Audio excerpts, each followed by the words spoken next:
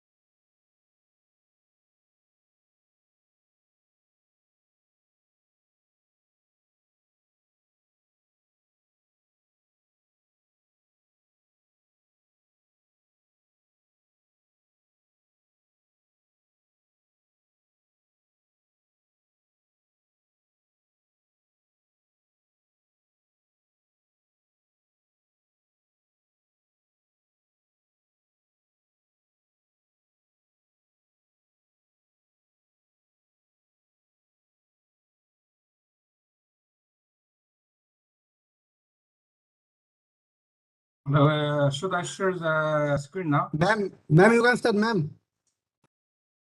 Okay.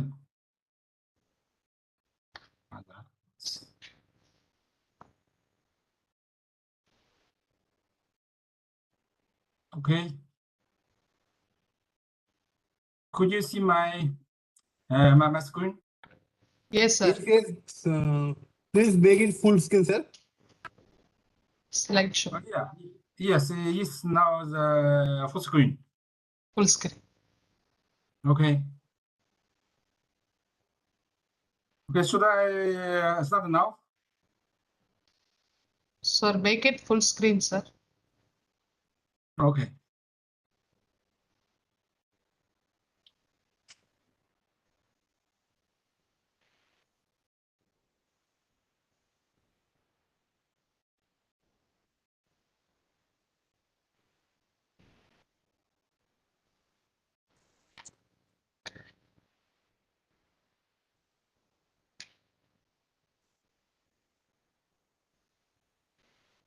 Ma'am, kindly start. Yes, sir. Okay. Okay. Thank you very much for Sir, Sir, wait, 1 minute, sir. sir. 1 minute, sir. We want to give a speaker introduction.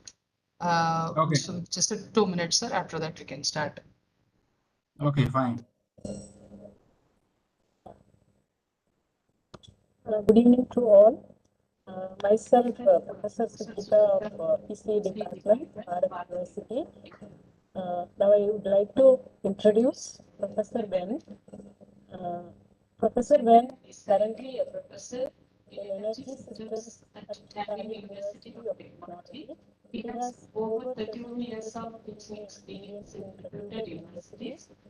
He has received the BE and MA degrees from Tianjin University, China, in 1985 and 88 respectively. And We can't hear you, ma'am. Yeah, I can hear you. Okay. Ma'am, So I can start now, right? please wait, sir. 1 minute, sir. Okay, fine. Okay.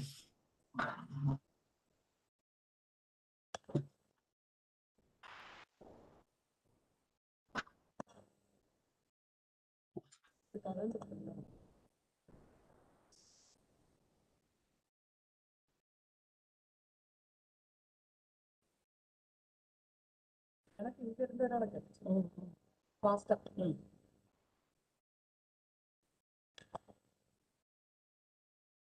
Good evening to all. Myself, Professor Sujita of EC Department, Bharath University. I would like to introduce Professor Ben. Professor Ben is currently a professor in energy systems at California University of Technology. He has over 31 years of teaching experience in reputed universities. He has received the BE and MA degrees from Tianjin University, China in 1985 and 1988 respectively, the PhD degree from Xi'an University, China in 1991, all in electrical engineering. He has published more than 1,500 research papers in leading international journals and conferences. He has completed and is undertaking more than 170 grants and projects from governmental organizations and industries. His research interests include power economics and electricity markets, power system investment, planning and operation optimization, smart grids and electric vehicles, power system alarm processing, fault diagnosis and system restoration, and artificial intelligence applications in power and integrated energy systems. He received many awards both at the national level and provincial level, including the most prestigious National Natural Science Award of China. He has been listed in the most cited Chinese researchers in 5 consecutive years since 2015 by Elsevier, and is the author of one of the China's 100 most influential domestic academic papers in 2016.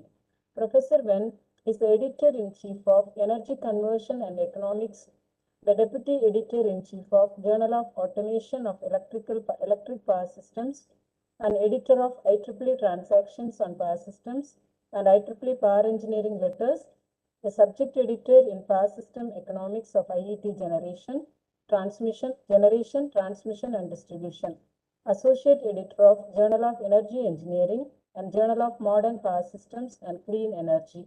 He is also on the editorial boards of more than 10 journals. Professor Wen was the general chairman of 2020 International Conference on Smart Grids and Energy Systems. Sir, I'll hand over the session to you. Please, sir. Okay, thank you. Okay, thank you very much for giving this opportunity. to permit me to share some idea or thoughts with the students. Okay, the title is how to make your submitted papers accepted by the editor-in-chief. Since I have been the editor-in-chief of energy conversion and economics for more than 2 years, and the deputy editor-in-chief of automation of electrical power systems for I think more than 10 years. Okay, I have some experience. Okay. Next. Okay, actually, you have already introduced me. I have worked in several countries, including China, Singapore, Hong Kong, Australia, and Denmark, Estonia. Okay, actually many countries. Okay. Okay, yes, actually we are currently running a journal entitled Energy Conversion and Economics. This journal is jointly hosted by IET and our research institute in China under smart grid. Okay, this is actually the cover of this journal. Okay. This journal was initiated in 2019, okay, and the first issue was published in the middle of 2020, okay. Actually, at the beginning, we were planning to publish at the beginning of the 2020, but because of COVID-19, the first issue was postponed to the middle of the year 2020, okay. And this journal is a golden open access journal, and we published 4 issues per year in the last 2 years, and we published 6 issues from this year on. Okay, and this journal is co-published by IET and the City Grid Economics and Technological Research Institute in China. This research institute is actually under City Grid Corporation of China. Okay, as we know, IET journals are currently operated by Wiley.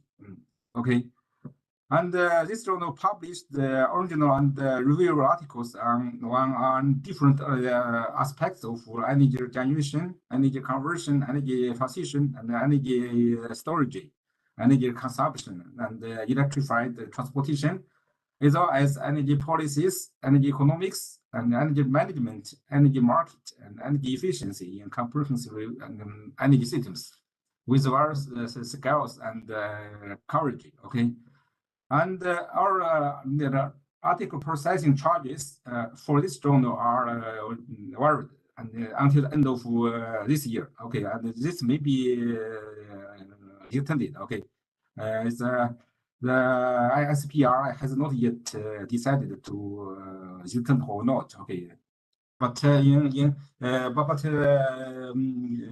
probably we're extended for at least 1 year. Okay. And we have some target for this new journal. Okay, and the middle target is for the 10 years from the year 2020. We want to achieve a considerable level as IET generation, transmission, and distribution. Okay, we know that IET GTD is a very old journal. Okay, it's more than 100 years history. Okay, with very high reputation in our area. Okay. After around 1 year publication, by October 2021, our papers published in this journal in ECE have already been indexed by EI. Okay, EI is very famous index systems. Okay, and the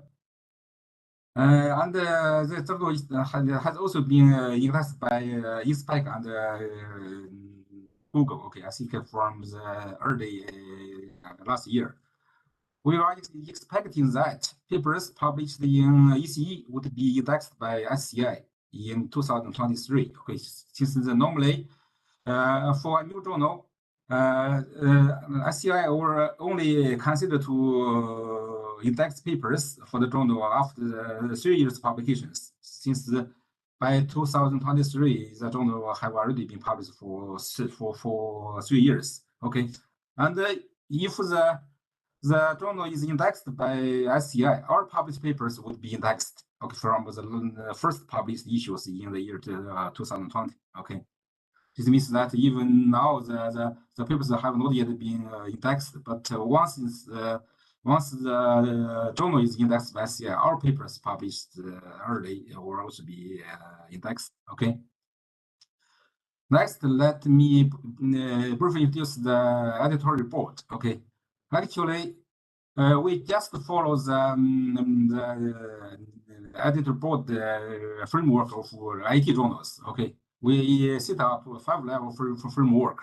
With the first level is the honorary member. Okay, then the editor in chief. Okay, subject editor and associate editor and the members of the editorial board. Okay, the honorary members might include very high-profile experts around the globe. Okay, including Professor S.N. Singh in India. Okay, they are requested to provide advice for the promotion of the journal. We regularly, normally annually, to send emails for their comments and suggestions about the promotion and the development of the journal. Okay, after the COVID-19, we would have the regular meeting during IEEE January meeting. Okay, but in the past years, because of the COVID-19, we cannot do that. So, and probably in the next years, when the COVID-19 is mitigated, we could have the first international meetings in US during the IEEE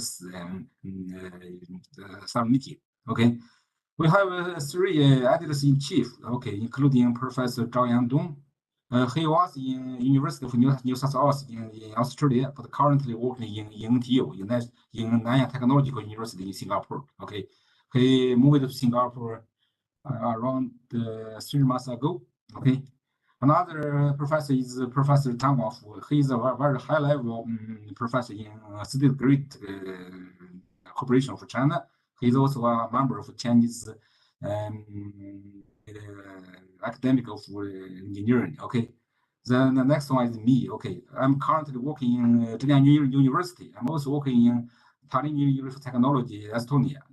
Because of the COVID-19, I have not yet been in Tallinn for more than 1 year. So basically, I'm now full-time working in Chennai University and part-time working in Tallinn University of Technology. Okay, I'm also the executive editor for the journal. Okay, hello? Hello, sir.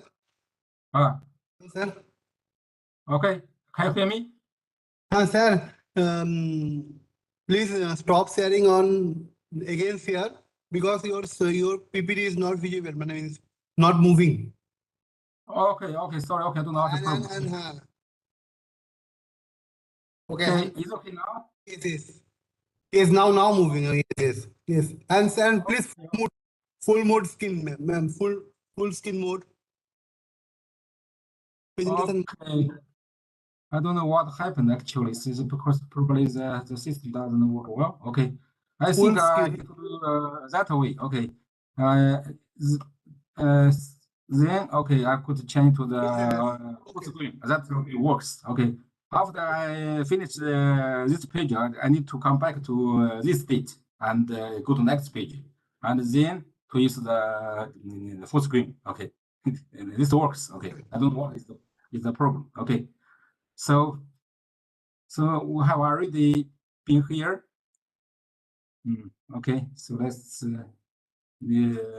proceed here. Okay, the third level is the subject editor. Okay, each subject editor is responsible for assigning submit papers to associate editors. Okay, and the associate editor is responsible for assigning submit papers to selected reviewers. Okay, so the associate editor will select reviewers and assign submit papers. Okay, whereas the members of the editor board are mainly for promoting the magazines. Okay, And the coverage of the editor board is wide, with experts from the major countries in the world, including professors from India. Okay.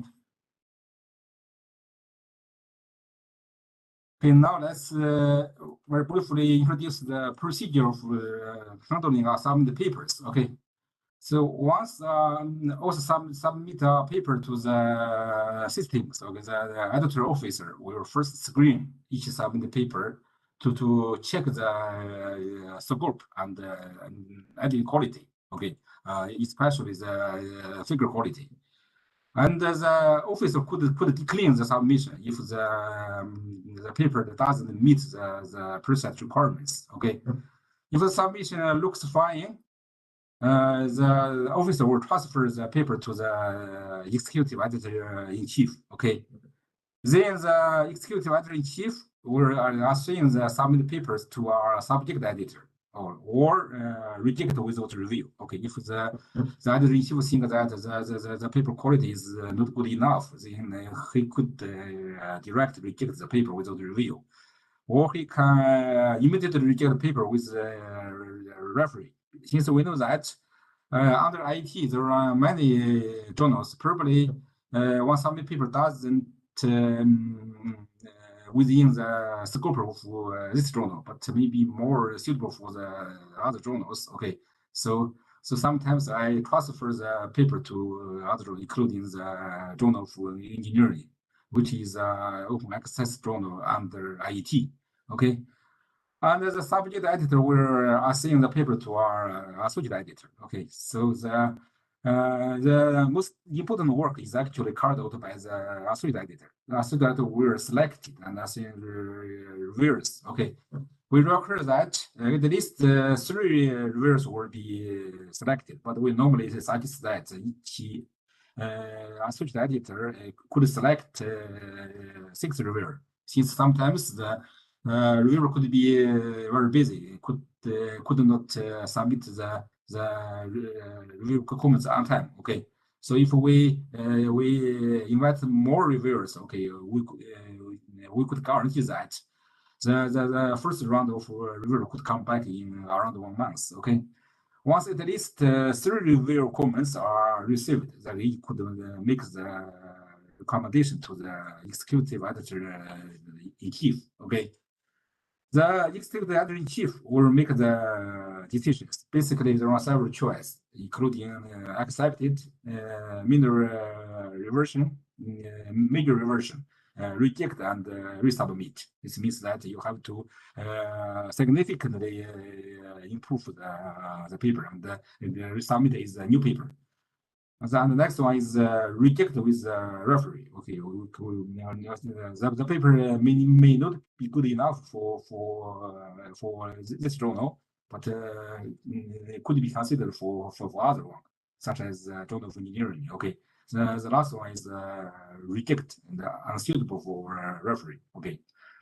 Okay, so it is very, very important that very important for the author that they must reverse the paper very carefully to address each comment from the reviewers, the associate editor and the executive editor-in-chief. In case you do not agree with any comments, okay, you have to clarify the reason. Okay, so there is no problem. Both the E and the editor-in-chief will read your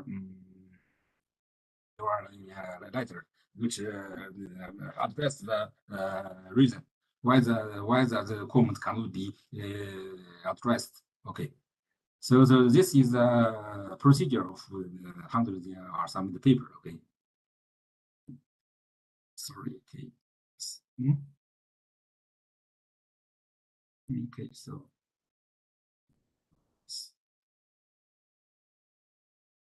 okay.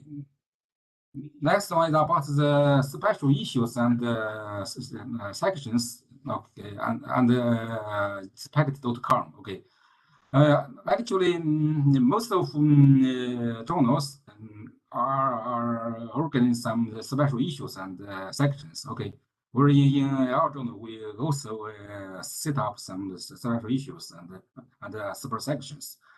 The aims of special issues section including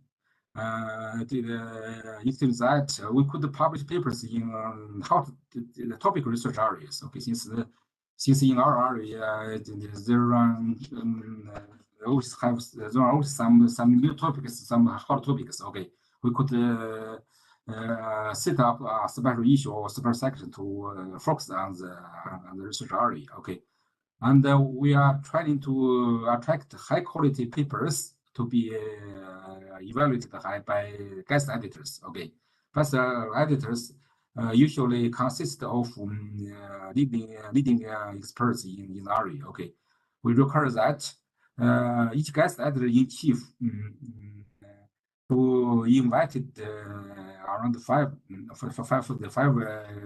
leading experts in this area from several countries. Okay. We expect that the published papers in the special issue or special section with a higher numbers of citations because the topic is hot. Okay, and the more citations are expected. Okay, and and we hope that submitted and accepted papers are from different countries. Okay, we don't want that the papers are mainly from one or two countries. We hope that the journal could have more coverage. Okay, and the review process could be very quick. Okay, since the guest editors are leading experts in this area, they know who are the experts in this area. Okay, they can invite the good reviewers to the complete review as soon as possible. Okay. Actually, we are now running several special issues and sections, including tradable energy systems, electrical vehicles, electricity markets, coordination between carbon and electricity markets. Okay, if you are interested, you could visit the website of ECE. Okay. Okay. Next, let me very briefly introduce the acceptance rate and up to the end of last month. Okay, basically, our submitting paper need some reversions. So the acceptance rate of the first round submission is 0. Okay, whereas the acceptance rate of the first round reverse submission is 18%. That one with the second round reverse submission is around 50. Okay, for the third round reverse submission is 23. The last one is for the fourth round reverse submission is 9%. Okay, the overall acceptance rate up to now, up to the end of last month is 34. Okay, including the invited papers. Okay, invited papers. If the invited papers are not included, then the overall acceptance rate would be 23%. Okay, this is our acceptance rate up to the end of last month. Okay. Now let's look at some issues which may be interesting to the students. Okay. The first is which kind of papers are the mostly favored by the editor office and the editor-in-chief. Okay, the first kind is comprehensive and well-written review papers. We know that for our new journal, we hope that the journal could be indexed by SCI as soon as possible. We're in evaluating the new journals, citations is a very important index. Okay, so we hope that we could publish some high-level and comprehensive review papers, and in this way, we hope that we could have more citations. Okay, good review papers must have good coverage. Okay, it depends on analysis and assessment of representative publications. When that in each area there must be have some good papers. Okay, and the review papers must cover our good papers. Okay. And the review papers should also include the systematic perspective of the problems and the issues to be solved or studied. Okay, the sixth kind of papers are other papers challenging the well-established theories, method, and algorithms. Okay, if you find some you have some findings which challenges the well-known theories. Okay, that would be very interesting to the readers, to papers. Okay, and this kind of papers could attract extensive attentions. Okay, but this kind of papers must pass through a very strict review process. Okay, so up to now we have not yet found this kind of papers. Okay. The next kind is refer to papers addressing recently emerging theories, methods, and algorithms with actual applications. Okay, if you are studying some new theories, methods, and algorithms, and your paper includes the actual applications in the power network. That would be very attractive. Okay, and this kind of papers could have very large probability of being cited. Okay, so basically we welcome these three kind of papers. Okay, now let's see which kind of papers are the least favored. Okay, the first kind is the papers without identifiable academic innovation, or academic contribution with only our work presented. Okay, so we usually don't like this kind of work. Okay, some papers only do some improved work on the very good problems such as the power flow, but the innovation is very limited. But and the efficiency is not well demonstrated. Okay, so this there is no problem if you want to study some very old problems, but you must have something new, or the result is better than the existing method. Okay, the second count are papers with objective of promoting existing theories, methods, and algorithms, but without solid demonstration by an actual scale of examples. Okay, some papers only use a very simple examples, such as 5-bus, 10-bus power systems to demonstrate the proposed methods, such as new power flow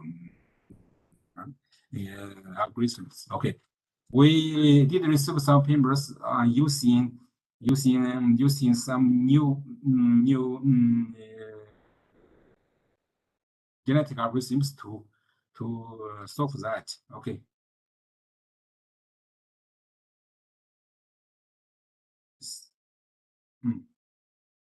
Okay, I don't know what's the problem. Okay, so okay, but that kind of papers, okay, is not that doesn't represent our contribution. Okay, the third one refer to papers without our appropriate overall structure. Okay, for examples, some papers are more like a research report rather than academic papers. Okay, some people just doing very simple editing of the research report and then submit it to the journal. Okay, that is not acceptable. Okay. And the next one is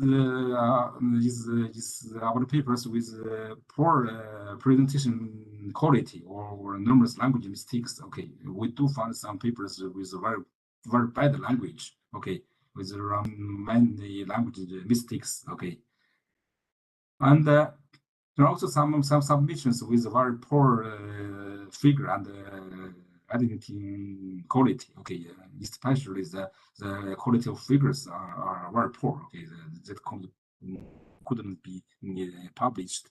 Okay, there are also some papers with already long pages. Okay, some papers with more than 30 pages. Okay, including more than 20 or 30 figures and tables. Okay, these kind of figures are not welcome. Okay, we hope that the number of figures and tables could be limited into 15. Okay, okay. Okay, basically, this is my experience in managing the energy conversion and economics journals. Okay, I don't know what is the problem. I cannot go ahead.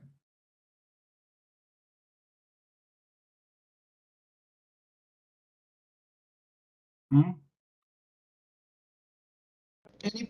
Any problem, sir? I don't know what is the problem. I cannot go. It is not moving. Yes. Double click, sir. Double click. Enter, double click, sir. Oh, okay. Double time enter, press. Okay. Okay. It's okay now? Yeah, now it is moving, sir. Okay. Let me see. Yes, it is moving, sir. The next one is about the black and yellow lists. Okay. Some authors submit the same paper to two different journals. Okay, we have already found two examples. Okay, one paper is submitted to our journal, another paper is submitted to another IT journals. Okay, this is actually very bad behaviors, and nowadays it could be identified by the review system, especially you submit the paper to the journals under the same institutions, such as if you submit the same papers to two journals under IT. Okay, we can very easily identify because the IT journals are using the same Scholar One review system. Okay, so then we the reviewers could pick up the associate editor could pick up the reviewers from the list suggested by Scholar One. Okay, so in this case, okay, some associate editors from two different journals could choose the same reviewers. Okay, this has already happened several times. Okay, so I just want to advise students, please do not do this way. Otherwise, you will be included in the blacklist. Okay. Actually, many journals, such as attribute transactions, okay, regularly send the blacklist to the editors. Okay, so for some people who have this kind of behavior will be included in the black or red list. Okay, and the journal normally send to the editors the list each year. Okay, then the editors could know the authors who had this kind of behavior. Okay, and in the future, the system could automatically identify the authors. Okay, if the author submit the same paper to different journals. Okay, once the authors are put into the blacklist, then next time when you submit the paper to the journal, then the system will automatically reject your submission. So this is actually very bad behavior. Okay. If it is found that somebody submitted very similar papers to different journals, okay, then it will be included in our year list. Okay. Okay. Another case about the papers presented in an international conference. We know that some people would like to expand the conference paper into our journal paper. Okay, this is not unusual. Okay, and is permitted in most cases, but there are some requirements. Okay. The expanded paper must include more than 60% new content. Okay, this is actually the requirement imposed by the IT. Okay, and you know that our journal is IT journal. We also follow this requirement, or more than 50% new content if the conference and journals are hosted by the same organization.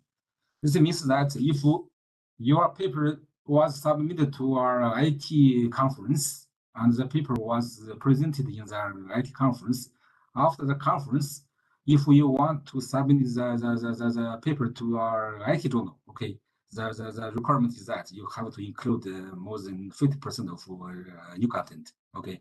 If you submit the paper to another organization, such as if your paper was presented in our IT conference, and you want to submit the paper to our IEEE conference, the IEEE transaction or IEEE journal, you have to include more than 60% new content. Okay, this is a routine practice in many journals, including IEEE transactions and IT journals.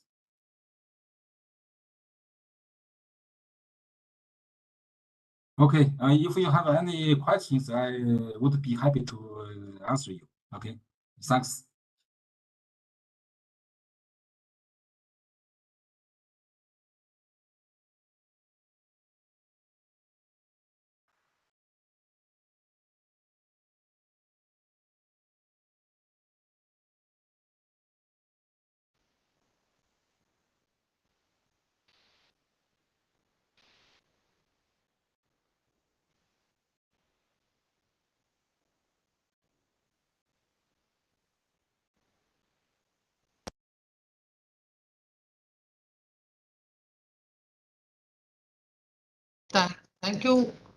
Thank you, sir, for Okay, your thank you. informative presentation. Sir, actually, when we are submitting transactions papers, student point of view, I'm asking this question. Compared to other transactions like IET and Wiley, IEEE transactions, students are finding very difficult for getting acceptance. What are the criteria we have to follow so that to make the paper more standard, so that it is easily acceptable in IEEE transactions, students' point of view? Okay, thank you for the question. Okay, actually, I was the editor of IEEE transaction on power systems. I have been in the editor board for I think 3 years. Okay, before I become the editor in chief of the energy conversion and economics. Okay, I did have some experience. Okay, normally IEEE set a higher requirement. Okay, nowadays I think that they require 5 reviewers. Okay, to come back. Okay, so it is more normally more difficult than IET. Okay, you know that IET from this year become open access. Okay, they charged a very high level of payment. Okay, so for the developing country, for some IT journals, for which papers, the charge is more than 3,000 US dollars. Is very expensive. Okay, this makes people to select IEEE more frequently. Okay, so it's okay since the IT is becoming very expensive.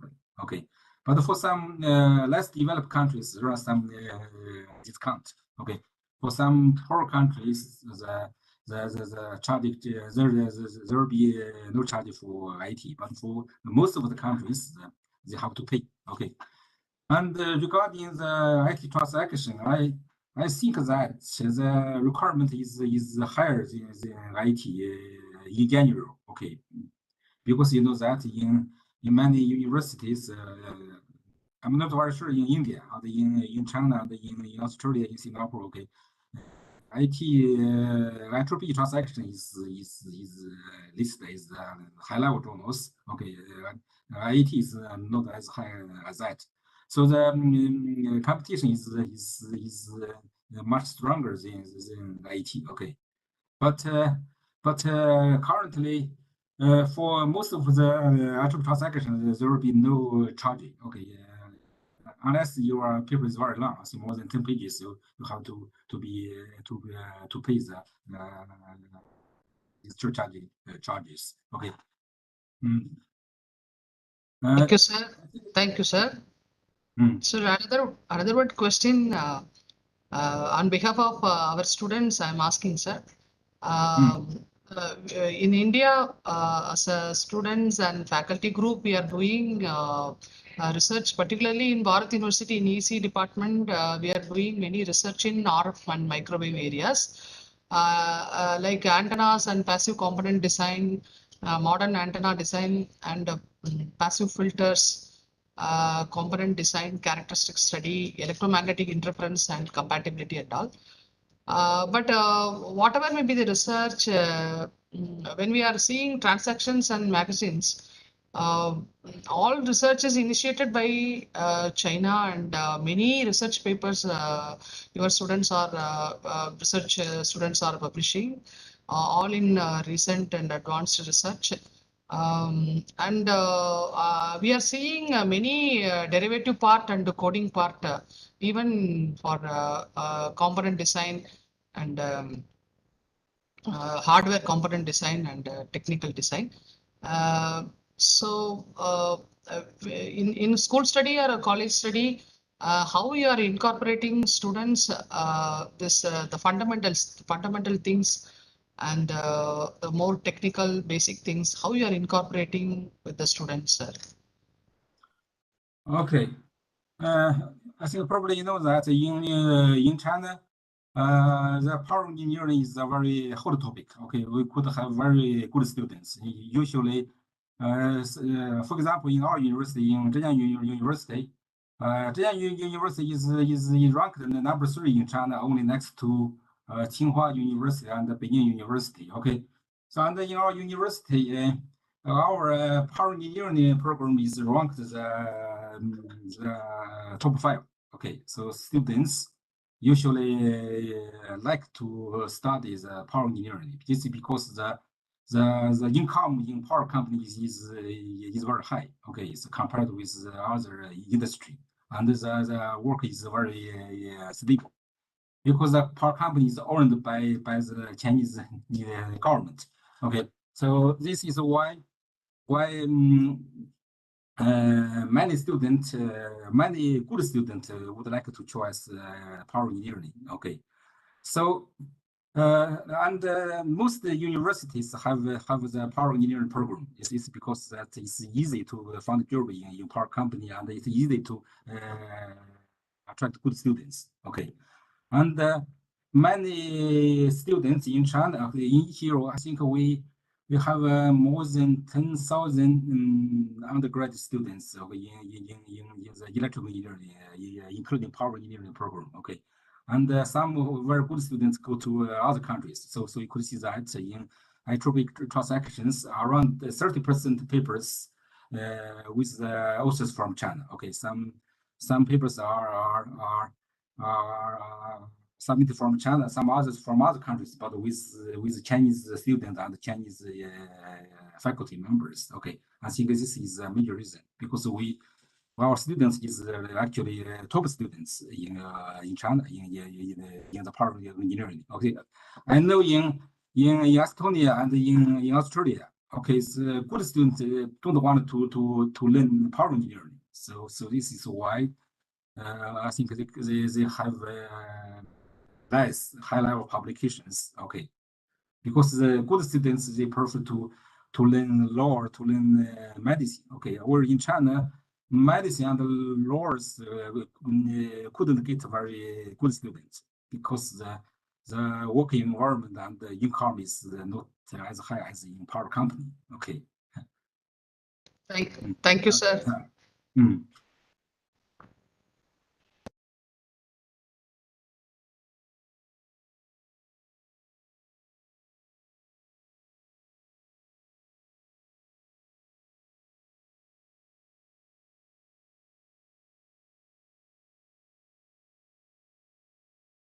Actually, nowadays, even for some normal universities, they have the power engineering program. Okay, since the parents of students want their children to study power engineering. Mm.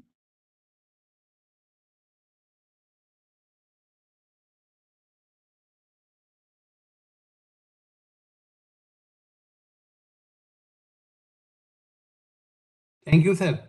Sir, Okay. Okay. Thank you very much. thank you very much. Yes, sir. Sir, Okay. very sir. Thank you. Okay. Thank you and bye.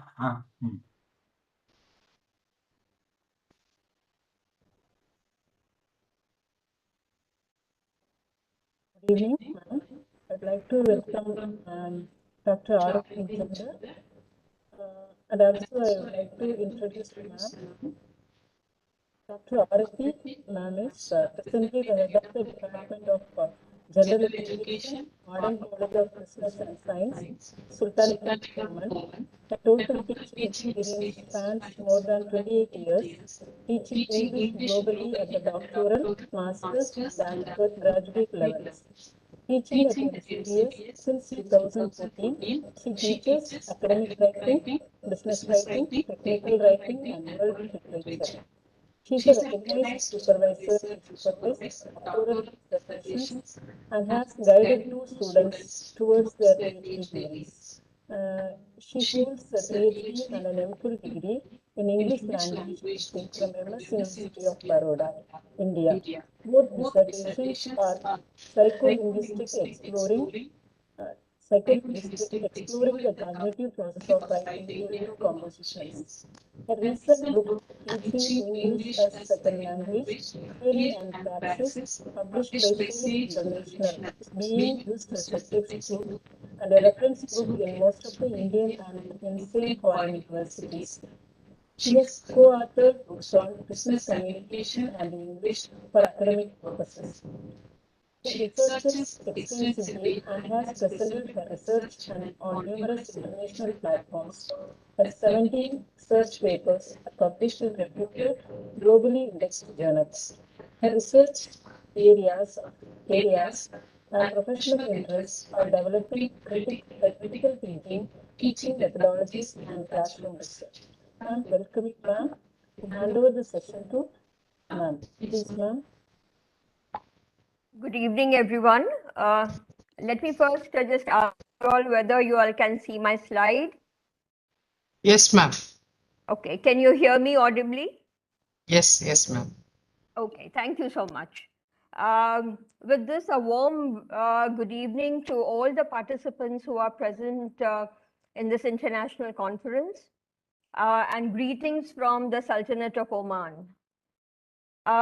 May I, at the very outset, extend my heartfelt gratitude to the Bharath Institute of Higher Education and Research Institute, and particularly to Dr. Rabindranath Shah, who invited me to speak in this international conference on research methodology. Now, since it had an engineering approach, first I thought that maybe I was a fish out of the pond, but I realized that what I was going to speak today not only is not only applicable to the engineering students, but it is also applicable to everyone who is researching, who is doing PhD, and who would be doing PhD or thinking of doing PhD later on. So therefore, the title Nuts and the Bolts. So I thought of just, sort of keeping in trend with the context of this particular conference that I would be at, that I am presenting on. To begin with, today I speak from a position of a researcher, which I am for the past over 25 years, I would say 30 years. Then as a supervisor who has supervised the PhD dissertations, MPhil dissertations, leading towards their degrees. Reviewer of journals, articles in the journals, editor of journals. And of course, presently I am today the foreign evaluator for many universities across India. So with this particular position in which I'm holding today, what I thought was that let me just take you down the process of drafting a PhD thesis. So if I am looking at what I'm trying to present and just giving you all an overview, first let us have a reality check done.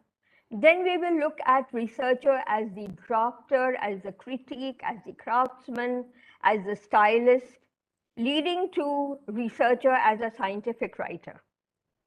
So let us look at what we start off with. Now, if you realize, if you see, when we begin our PhD, we have a lot of plans in our mind. And we feel that it is a straight road which just takes us down to the checkered flag. But unfortunately, reality is not that. As you can see from the second image, it is all ups and downs. Whether you're writing a research paper, whether you are doing a PhD thesis, whether you're writing a PhD thesis, everything is an up and down, and you don't know where the pitfall comes. So once you are going at a pace, then suddenly you realize that you have fallen into a grave pit, and then you have to adopt certain strategies to come out of that particular pit stop. So let me begin by just telling you about the structure. Now, everyone knows about this structure. Whoever has done his PhD, whoever is doing his PhD, whoever has written a research paper, everybody knows. You know that you have to write an introduction. You know that there is a literature review. You know there is a methodology. You know you have to present the findings, conclusion, and the bibliography. This is always there. So whatever you are writing, whether you're writing an introduction, whether you are discussing how each section of your chapter is going to contribute to the dissertation as a whole, whether you're writing your literature review chronologically, methodologically, conceptually, theoretically, or thematically, moving towards when you're writing your research methodology, interpreting data, and writing your conclusion, in whatever way you want to present yourself, there is always a common denominator. And what is that common denominator?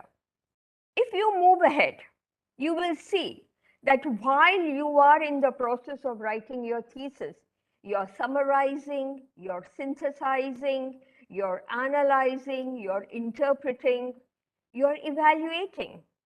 And how are you presenting all these things which you have analyzed, interpreted, summarized, synthesized? There has to be a common medium. There has to be a common denominator. And that is where language comes in. You have to use language to summarize, synthesize, analyze, interpret, evaluate, whether it is in your own mind or whether you are articulating it on paper. Language becomes the primary medium of expressing your ideas. And over here, let me thank Dr. Fusham Wen, our previous speaker, who said that many a times the articles get rejected because of bad language. And it is here that my job when I talk about the nuts and bolts of language comes in. Because whatever we are going to place, whatever we are going to express, we are going to do it through well-constructed paragraphs with topic sentences, headings, subheadings, and transition markers to show connections, make comparisons, show contrast. So what is our common denominator? Our common denominator is language. And as you will see when I take you through the different slides, you will realize that language becomes an important part. So how does language help from knowledge creation to knowledge publication or knowledge transformation? First, every person who writes, whether it is a research paper, whether it is a PhD thesis, always those ideas are placed on paper. But what kind of writing is it? It is an egocentric writing. What do I mean by egocentric? I mean that we write as we think. I write as I think. I feel that I have written my best. But the problem is, does it appeal to the reader? Will the reader be able to understand what I am speaking? What I am writing? These are certain questions that you need to ask the writing that you have done. Yes, there is an incubation period in writing. You write, and then maybe you stop for 1 day because you don't want to write anymore. You stop for 1 day, but when you go back to your writing, you will realize that you need to change certain things. And I'm sure everybody is going through this process, whoever is writing, whatever he or she is writing. So the point that I'm trying to make is, whenever you want to transform your egocentric test, you have to have a dialogue with your text. The writer has to have a dialogue with the text. The writer has to question the text. Whatever is in the introduction, whatever you have to write in the introduction, whatever you have to write in the literature review or the research methodology or the interpretation, continuously you have to question whether you have given the right content to what you are saying. Apart from content, there is something else which we also have to do. We need to transform our writing for the reader. So how do you transform this writing for the reader? Naturally, you need to use certain strategies. So which strategies are you trying to use, or you should use? You should use strategies of style, tone, appropriacy of words, redundancy, meta comments. Yes, we will be doing this one by one, and I will be taking you through these strategies one by one. But more importantly is, further than this, you have sort of, prepared your primary writing into something that you want to get. It's becoming a complete whole. But you are not going to end there, because there is again, a interaction between the text, the author, and the evaluator, the reader. Who is going to read your text? It could be an editor, it could be a reviewer, it could be an evaluator of your PhD thesis. So you need something more than only applying style, tone, and appropriacy. You need to take them beyond what you have written. You have to show them that, yes, in my PhD thesis, I have read a lot, I have written a lot, My ideas have come out from certain readings that I have, read over a period of time, because PhD does not happen in a year or so. Minimum 4 to 5 years is required. So you need also to have in-text citations, references, adhere to the structure, and I think everybody knows about plagiarism today. So what is happening over here? Remember, we are interacting with the text. When we are interacting with the text, we are changing many things. And those changes have to be done with a purpose. We cannot change randomly because we want to change. No. There is a purpose behind changing everything. And there is an interaction with the text that is happening at every time. And there is a time for everything. When do you make these changes? This is a $1 million question, because what happens is you cannot complete writing the whole of your PhD and then move on. Okay, now I'm going to correct my language. It's not like that. This is a process where these ideas, these strategies are coming to you on and on.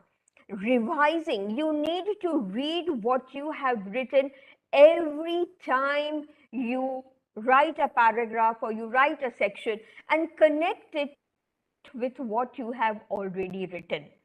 Then only you will realize that where you are going wrong, where you need the connections to be done, because connections is all about the flowing of the text. And that is where I would like to actually come down to what I call the nuts and the bolts.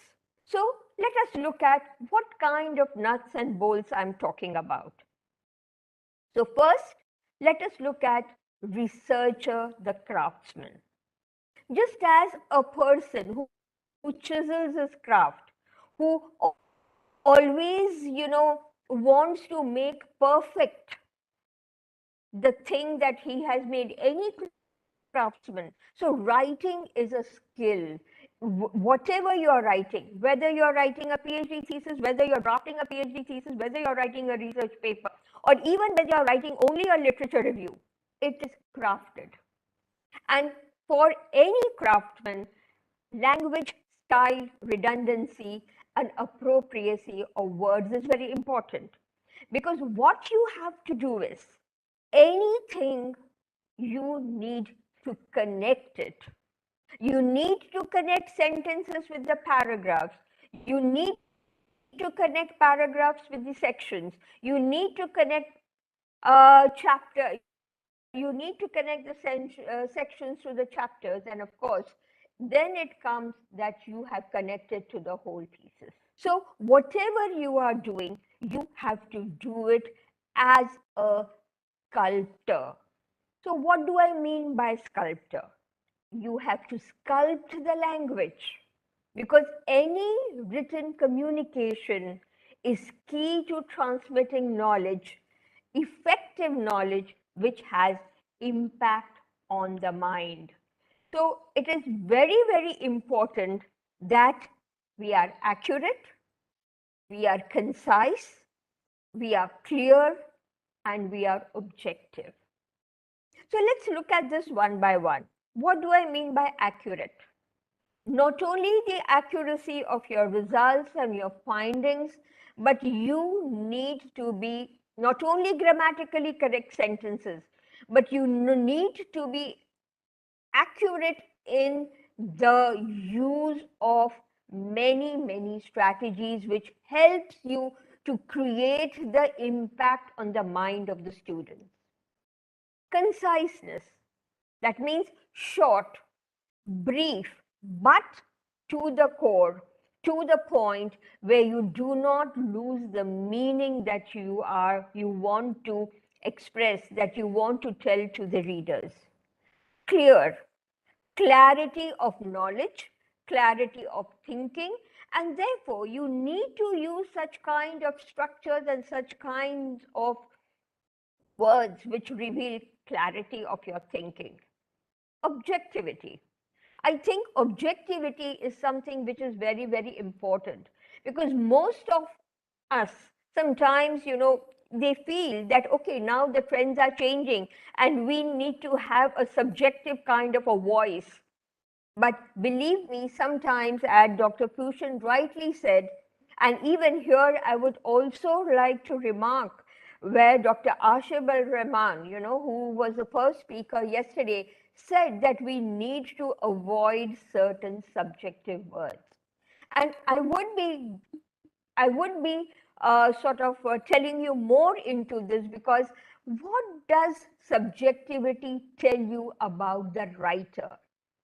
I mean, here I'm also taking a slightly psycholinguistic perspective, because I want to understand what is going on in my writer's mind, and whether whatever is happening in the writer's mind is going to be accepted by the reader. So I need to make that connection. So we need to sculpt our language in a way that is acceptable to our evaluators and to our reviewers. So if I am looking at the, just a minute please, I think okay. So yes, how do we achieve this? So what are the strategies that we are going to use in order to achieve this? So first is, let us understand how we can review language. I'm not going to give you too many examples, but one example I'm definitely going to give you, which is very, very important, because I, as a PhD evaluator, I find it very problematic. So, not this, definitely all writing statements have to be in a positive manner. Do not use no, not. Always use directly. Always, all statements have to be made in a positive manner. Sentences definitely have to be free of grammatical errors. They should be short, direct, and you should use a variety of sentence structures. When I mean a variety of sentence structures means the same thing if you have written in one section and you have to repeat it in the second section or the third section, you can say the same thing but in other words, because it remains in the mind of the evaluator, oh, this sentence has been written there. So it becomes important for you to use a variety of structures to say the same thing. Again, sentences should not have many ideas, because otherwise the focus is lost. And here I'm going to give you an example for this particular idea.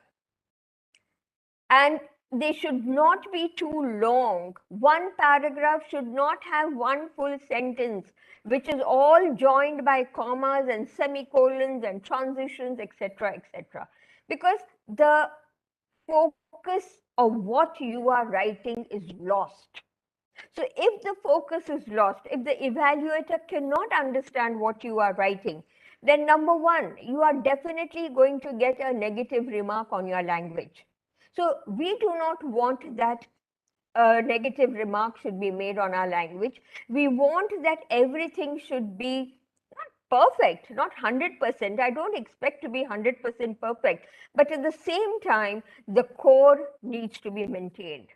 So here I'm giving you an example where I have taken it from one of the theses that I had evaluated about 2-3 years ago. Now, if you can just read this, you will realize that this is one whole paragraph which has been added with and that is and comma, etc., etc. There are three important points that this particular paragraph makes, but unfortunately, this is lost. Why is it lost? Because it has not been divided into sentences. All have been just mixed it up. Everything has been mixed up. It is not written in a logical manner, or rather, some ideas are very good, but there is no interconnection of sentences in that. So how could you rectify this? Yes, as you can see, I have sort of divided it into 3 sentences. Now, the first sentence deals with some surveys that was being conducted. Then it is talking about each survey, and then it is talking about the hypothesis could not confirm the results of that particular survey. But what was happening? That particular meaning that the survey is done and each survey led to the same result and hypothesis was not getting confirmed, it was lost in the first paragraph. It was not, you couldn't understand this because it was with and that is, etc., etc. So you can delete certain words if you feel that it is not expressing what you want to express. You are free to do that. You are the master. You are the creator of your language. You are the creator of the text. So have that belief in you. Have that belief in you that I need to write short sentences and I should not use too many commas and transitions and semicolons, because then my evaluator is going to lose focus on what I am writing or what I am expressing. And then second important thing is word order. Now, word order of the sentences depicts the focus that you want to place. So I've given again one example. Now this is again in the same, from the same thesis which I was evaluating. I have taken this example, and if you will see from this particular example, the focus is on to obtain red colors. But I have sort of, made it a little more compact by making it direct. I have removed I have removed by, and I have reordered certain words to make it a direct statement. But here, why I have highlighted indigenous people? Because indigenous people is not the focus. The focus is to obtain red color. If I wanted to focus on how indigenous people obtain the color, then I would have changed the word order and made it into indigenous people. I would have written indigenous people used insects and plant roots to obtain red colors. So here the takeaway is, always remember what you want to focus on should come first. It should always come first, and whatever is the corollary to what you are saying, or as it is helping the main to is helping the evaluator to focus on, you need to put that later in a sentence or a statement. So this is about reviewing language. But then only language is not important. You need to choose the correct words. I told you that using words tells you about the thinking of a writer. And we want clarity in thinking. So we have to avoid those words which have multiple meanings. We have to avoid those words which are emotionally loaded. We have to avoid those words which do not deal with conviction. Because what is it telling you? Multiple meanings states you that you are in a state of mind which is confused.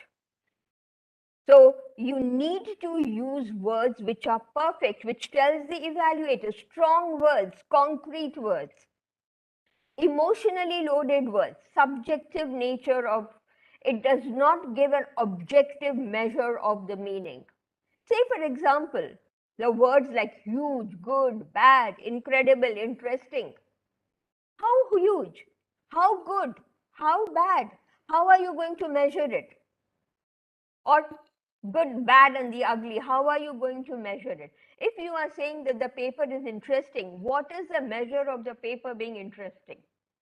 So whichever word you are using, it has to have an objective measure of meaning.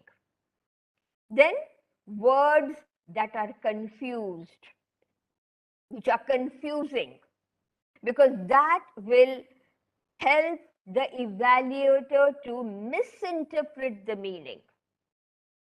So we don't want the evaluator to understand a wrong meaning of what we were meaning. So in fact, when we were meaning A, the evaluator understands as meaning B.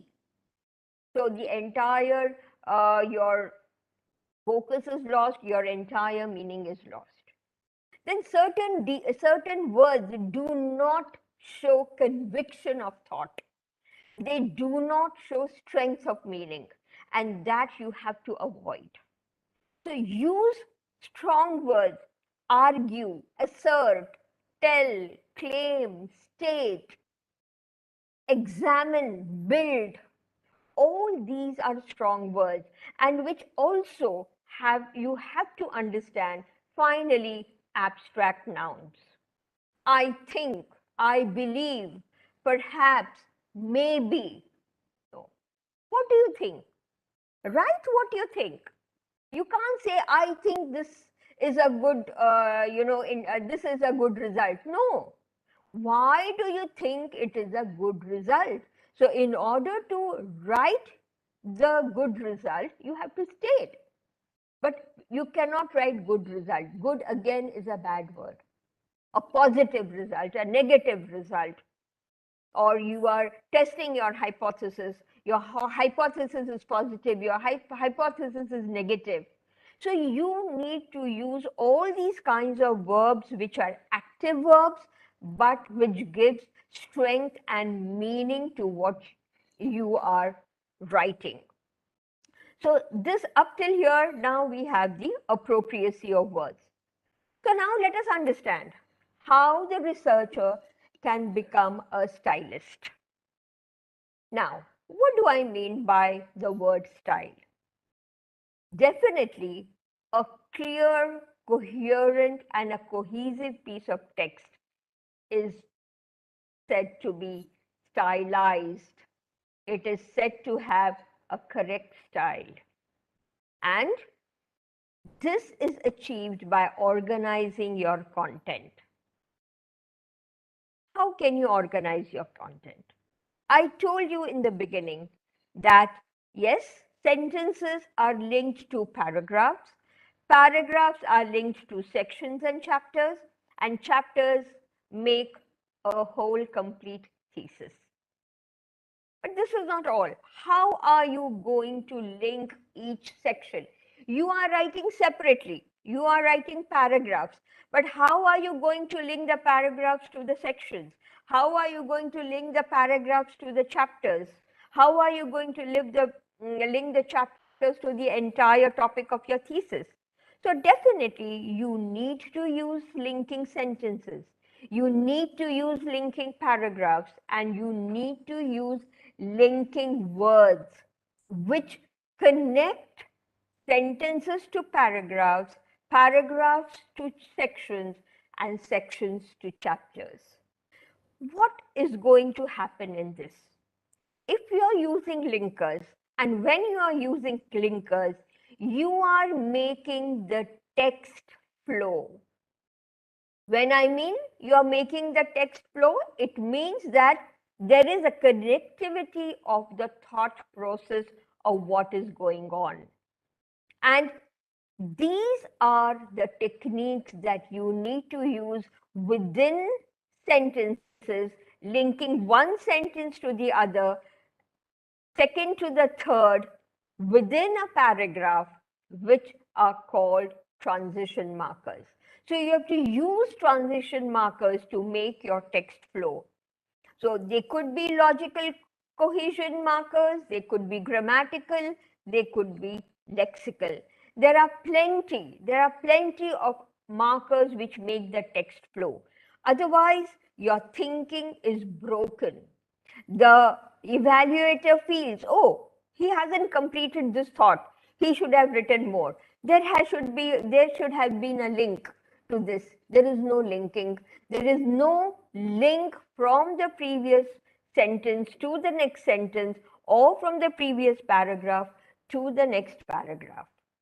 Now, when you are organizing the paragraph, I have already told you, it needs to have only one idea. And the content of the paragraph needs to be from the general to the specific. We saw in that example which I showed you when I was doing reviewing of language. We went from the general to the specific. We went from general surveys to the specific survey which was being conducted. And then the hypothesis was not testing properly. So here we have to understand that whichever sentence we are using within a paragraph has to have a function to perform. If the sentence is not performing a function, remove it, delete it, or add some other sentence which is connecting your thinking to that particular idea which you are writing on. And of course, it has to be logical. And as I said, each sentence has to be connected to the previous one. Now, you have written a paragraph. But as I told you, you have to be brief, because briefness develops readability and creates an impact. So you have to have short sentences without losing the core meaning. You cannot write half sentences. Say, for example, this paper is interesting. I told you this example. What interesting? How interesting? Why interesting? So the evaluator should not question the sentence. What does the writer mean by this paper is interesting? There has to be an answer. The sentence has to be a complete whole in order for the evaluator to understand the meaning. Delete everything ruthlessly which does not add to the meaning of what you want to write. And do not use long words. Do not use many words just for the sake of, making your thesis longer or writing many pages, because those repetitions are not going to help. Therefore, it is important that you use conciseness as a very important strategy to to sort of express what you want to express, but in a proper manner. And of course, short forms we all know we do not use except for certain acronyms which are absolutely unavoidable. Now, you have finished your paragraphs, you have created sections, but sections have to be linked to each other. You cannot just leave it half, because within the sections also you have reference to the previous paragraphs, or you may have references to the previous chapters. So you need to connect those also. Otherwise, each chapter is going to just feel isolated. You don't have to do that, because you have to connect each sections and each chapters, for which you need to have cross-sectional pointers. And what kind of pointers can you use? You can use phrases like the following, the above figure, according to figure, as discussed in chapter 3, section 2, etc., as referred to, as explained above. These are small words, but it adds value. It adds a lot of value to the clarity of thinking, and these are also called meta comments. Then finally, we come to the tone, which I have always, which I mentioned in the beginning, that it should be non-authorial language, which you are using should not be biased towards any gender, religion, faith, caste, creed. And believe me, there are certain PhD theses I evaluate which are definitely biased towards an idea. I feel the bias when I'm reading it. And then I have commented on that yes, it is biased towards A, B, C, D, E. So we should not allow such a thing in our PhD thesis, because a thesis which you are writing is an objective entity. Yes, it is your idea. You have researched on it. You have created your own tools to get your data and interpret it and test your hypothesis. But definitely, you cannot use language which denotes bias towards any idea or even any of the what I have written: gender, religion, faith, caste, and creed. Again, I thank Dr. Ashif Rahman, who brought up this, that we cannot use we, I, his, her, because it becomes subjective. And most importantly, passive voice construction of sentences makes the thesis more objective. Finally, I come to my in-text citations, plagiarism, and referencing. I think we all know we do read a lot when we are writing a PhD thesis, the enormous amount of reading we do, because we need we need confirmation for the thoughts that we have in our mind.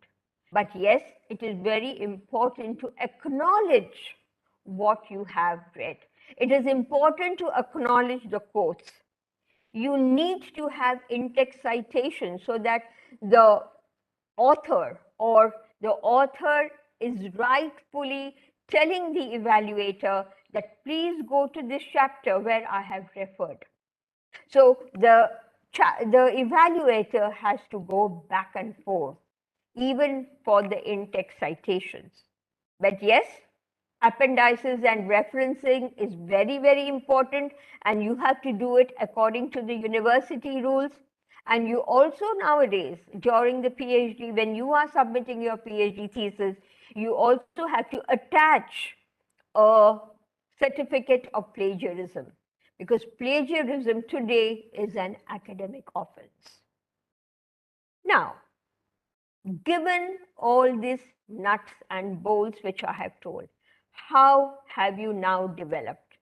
You have written egocentrically, you have transformed it by using all the tools that you have. It is not a one-time affair that you write everything and then at the end you start editing anything. No, meaning and content has to be done while you are writing. Only grammatical errors can be looked at the end. And with that, by the end of your writing of your entire thesis, what has happened? You have created your PhD on a sound footing. Now it has blossomed, it has branched. And as you can see that its roots are firmly in the soil. You have grounded it. You have grounded it by your ideas. You have grounded it by the language you have used. You have grounded it by the tools you have. So once you have submitted your PhD thesis to the evaluator and you're waiting for the defense, I think you can cut its branches and deliver research papers, deliver presentations. Then you can publish in whichever peer-reviewed and Scopus Index journals you want. Because now what you have done is, by using the nuts and bolts, you have firmly consolidated your position. You have consolidated your language. You have consolidated your thinking. And as you can see, you are now a prime user of scientific writing. You have emerged not as an egocentric writer, which was first draft, but now you have transformed yourself also. You have transformed into a person who can write scientifically, who can very confidently approach a journal for or not requesting, or like submitting your research papers to such kind of journals which will accept your paper. So in conclusion, what I want to say is, you remember the reality check that we had done? Yes. Once we have submitted, all of us are congratulating us. Oh, you have done a marvelous job. You have done it in 4 years. You have done it in 5 years. And you have done excellent. So the success is what the people see. But what goes behind that? What has happened in those 4 years or 5 years? You had to undergo failures. You had to be persistent in what you did. You had to sacrifice many things. You had to face disappointments. But with dedication, with hard work, and with discipline, now you can reap the benefit of success. So with this, I thank you all very much, and I hope that my presentation has been useful to you all to take away what you can write and how you can write for your PhD, and how you can, even if you just make it on a small scale level, you can you use all these strategies for even writing a research paper. Dr. Rabindranath Shaw, thank you very much once again for giving me an opportunity to present my views on this. Thank you very much. I'm open to questions. Thank you so much, ma'am. Very nice presentation. Very useful for students, those who are doing PhD and getting ready for PhD, as well as both UG and PG students. Right. Very informative. Thank you. Thank you, ma'am. Thank you. Thank you so much. I'm open to questions if you have any. Yes. Participants, your side, if you have any queries, you can ask.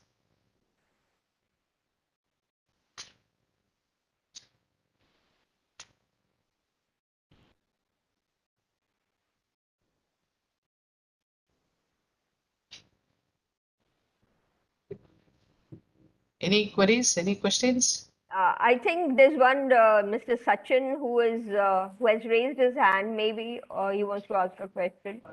I'm not too sure.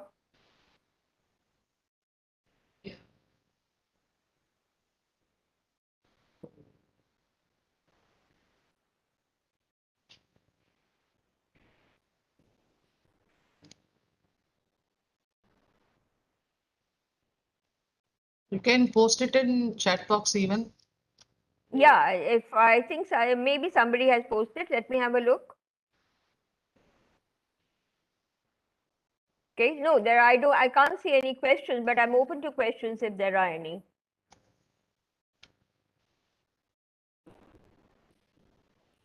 This comes with practice, actually. Once you start writing, you will realize that what you need to change and what you need to do, in order to use. But these are certain, as I said, the nuts and bolts, just as a carpenter, sorts of pins it down, to make it a perfect whole. So it has to be, all these things have to be used to make it a cohesive whole. Ma'am, I want to ask a question. Yes, go ahead, please. Ma'am, when we are writing thesis, initially we will frame for content, topics. Correct. So is there any tips is there for framing content and topics? So according to the thesis, according to our workflow, what design, what work we completed, we will frame a topic. titles as well as subtopics. Correct. From your side, is there any tips to follow for framing content of thesis? See, for framing content, you have to ask the questions and you have to frame as, say, for example, if you are looking at literature review, okay? So what are you doing in literature review? You are looking at the various sources, you know, and you are looking at the various sources and you have to first plan out what kind of literature review you want to write.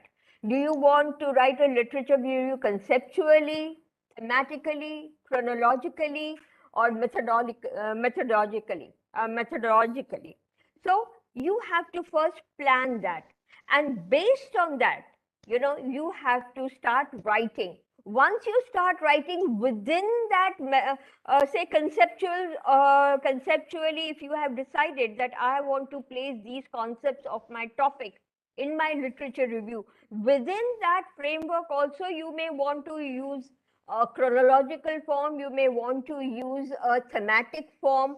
So once you start writing, you will realize, and the number of sources that you have, then you start putting them, a kind of a jigsaw puzzle. Then you say, oh, I have 2 of these, I have 3 of these, I have 4 of these. So now I'm not going to put one below the other, one, say author, source A, source B, source C, source D. I'm not going to do that.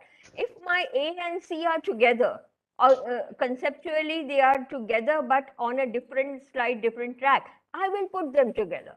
So this is just an example of literature review. I'm saying how you develop the content of literature review. Then similarly, to develop the content, you have to ask questions.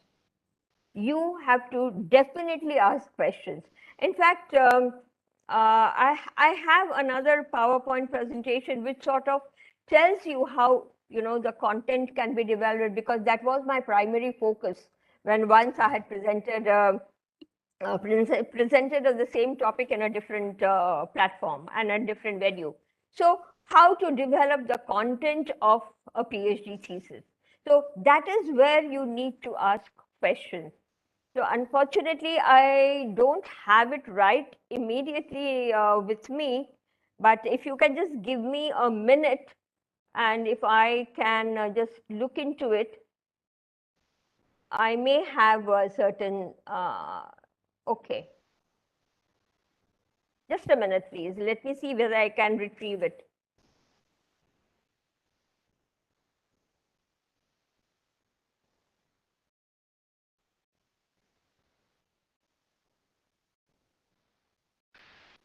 No, I don't. Okay. Yes, I think I can see it. Yes.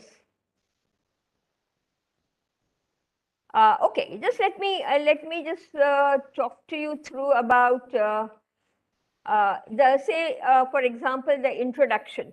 If I am looking at, this is from another PowerPoint that I am telling you, that say, for example, in the introduction, first I talk about the topic and the context.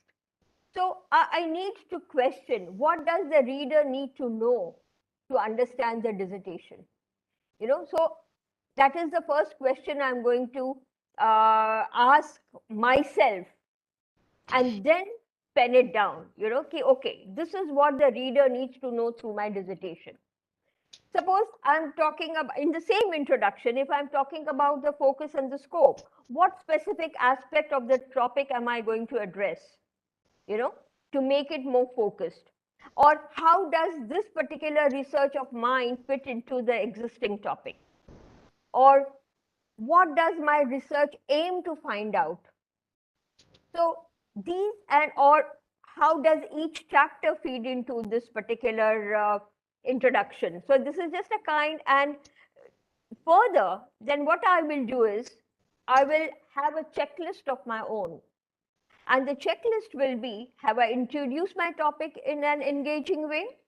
Have I provided the necessary context to help my evaluator understand? Have I clearly focused on the area of my research? Have I spelled out my research topic? Have I spelled out my research question that my study is going to address? And have I provided an overview of the structure of my dissertation?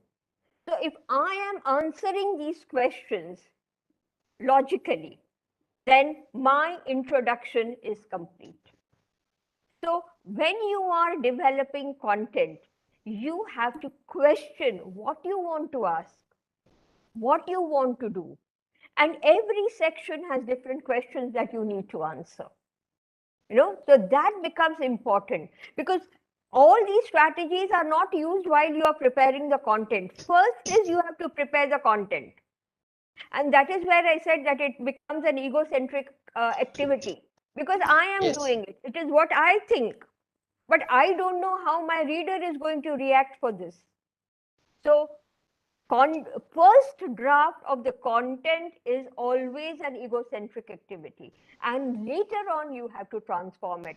So maybe after my first chapter, I have written down the first chapter. I'm not correcting language, I'm not correcting style, nothing. I have just answered the questions that I have written down, say 10 pages, 15 pages. Now I will sit and question my first chapter, my introduction. Have all the questions that I want been answered through this? If they are not answered, then I will write it again. I will introduce it at those particular points where that content is a little disjointed. But when I am reading it, I will realize that some things are missing, some tone is wrong, some words are not appropriate. So it is actually a process within a process. So you cannot say that it is a one-time activity. It is a process within a process. So that is my answer. Of course, I could go on, but I have to look into the other speakers also. Thank you so much, ma'am. Very informative, very useful information for our students as well as our faculty. I think if we follow these instructions, definitely we can maintain originality of our work. Yes. Thank you. Definitely. Thank you so much. And yes, and of course, then we are confident that it will not be rejected. Yes, ma'am. And Yes. there will be no adverse, adverse comments on the language part and the cohesiveness part of our PhD research. That is important. Sure, ma'am. Yeah. Okay. Thank you so much. Thank you so much. Thank you very much. Thank you very much.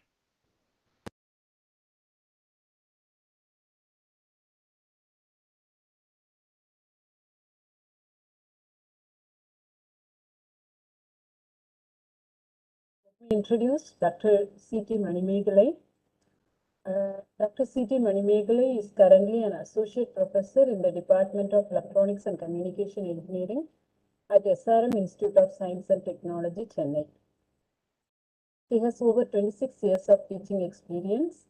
She obtained her BE degree in Electronics and Communication Engineering from Bharath University in the year 1994 and a master's degree in Applied Electronics from Madurai Kamaraj University in 1998. She has completed her PhD in the field of wireless communication from SRM University, Chennai in 2014. She has published more than 44 research papers in leading international journals and conferences. She received the Best Paper Awards from various conferences. She received a funded project titled Studies in Disaster Resilient Management and Bidirectional Multiband Signal Transmission using double-clad fibers in radio over fiber systems under DST for 32.7 lakhs. Her research interest is energy efficient architecture design for wireless communications. She is the active member of IEEE, ISTE, Optical Society of India, the Indian Science Congress Association, and the Institution of Electronics and Telecommunication Engineers. Welcome, ma'am. I'll hand over the session to Manimegalai, ma'am. Ma'am, please. Thank you, ma'am.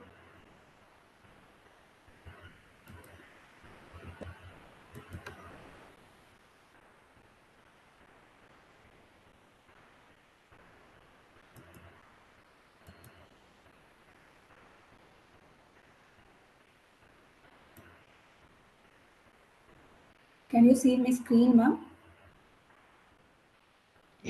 Yes, ma'am. Okay. சொல்லு.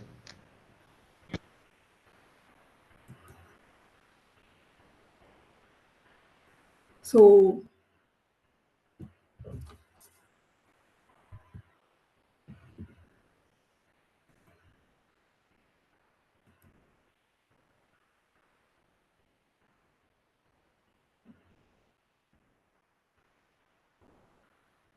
good evening to one and all. Am I audible? Yes, ma'am. Audible. Okay. So to begin with, dear participants and colleagues, I'm happy to join you all for this intellectual exchange of thoughts on research. Really feeling blessed to be and instrumental in enlightening the future research scholars and those who are currently pursuing their research. For the past 5 days, you all would have traversed a real beneficial path with the guidance of all the 14 speakers. I would like to draw the finish line to this technical part by giving you some inputs on effective scientific writing. As we all know, writing is a mode to convey our thoughts. So this is definitely has to be precise and strong when we take up a scientific writing. So this is more important because we are going to convey our communication thoughts via writing. So today's presentation contains the introduction about scientific writing and the types of scientific writing methods, how to write for a conference, a poster presentation, for a journal, chapters and books, funding proposal, thesis. And finally, you can see what are the tools can be used to do all this content writing. And later on, the final is plagiarism. This will give an overall idea or a summary of what you have learned for all these 4 days. So this as a summary, we can see how this scientific writing will help us to do a paper presentation in a conference or presenting a paper in a poster presentation for a journal or to write a book for any other purpose regarding this research. So coming to the point, as I said, scientific writing means the scientists have to communicate their research to others. So this scientific communication, that is communicating our research, should be simple. At the same time, it should be an impressive one. So the essential thing which is needed for a good communication skill is conveying the entire information without any lag. This can be done in many methods such as speech, visual, writing, or behavior. But since we are focusing on writing, the most emphasis technique which we have to use is we have to convey the information without any spelling mistake or error in grammar. Then we have to convey it as simple as it is, but it should be understandable and interesting towards the targeted readers. So while you're doing this effective communication via writing, ethics is very important in research and publications. So to have a proper publication, we should focus on this planning, conducting and evaluating a research report in an ethical manner. So the factors to be considered before writing is first, our main method is to set a goal for writing a report. So for this report, the important need is objective, and then based on that, we will target the readers who is going to read our content. For that targeted audience, we have to write the structure, content, also in which flow the scientific writing has to be done, and then the style and impact which will create on the readers. It can be either visual or with the help of diagrams, you can enhance the writing. And then this has to be reached to all the readers or targeted audience by a proper circulation or distribution. So all these are interrelated to each other, so that we will get a proper content in a scientific report. So this is the important factors to be considered while you are writing any scientific content. So coming to the objective, the most important is we have to think that the public, whichever we are going to publishing, the scientific content is a very important one. So we should be writing in a write the entire content in a proper manner, and it should be a useful one for the particular reader. So for that, we should organize the entire content in a proper time. So we have to, while you are organizing this content, we have to spend a lot of time so that it will be in a, the structure will be in a correct flow. And when you are organizing the structure with the proper style and with the proper element of communication, we have to express all the intended content into the paper so that it will become a good article. So this is the 3 important points which we have to note while you are writing a scientific article. So when we are ready to write, there should be a style of representing our thoughts in the scientific content. So each country or each region will have a slang to represent their thoughts while they are talking. Similarly, in the writing also, there will be many method of expressing the content. So whatever it may be, the arranging of content should be very clear, and so that the people who is reading content should be able to understand that that is the exact motto what the author has to do. So for that, proper style has to be followed while you are writing the content. Style in the sense, we should have error-free communication writing technique. You should use a proper punctuations, codes, documentation of sources. Everything should be in a proper manner so that whatever we are trying to say will be reaching the reader without any error. So for that, there should be certain guidelines, such as you should follow the grammars in a proper manner. You should organize the thesis in the in a proper style, and we should not repeat the sentence again and again. You should use proper statements to represent the thought which you are going to present, which you are going to script, you are going to write in the thesis. And all these things will make the content more effective, simple, attractive, and interesting for a reader to understand the scientific thoughts behind the particular article.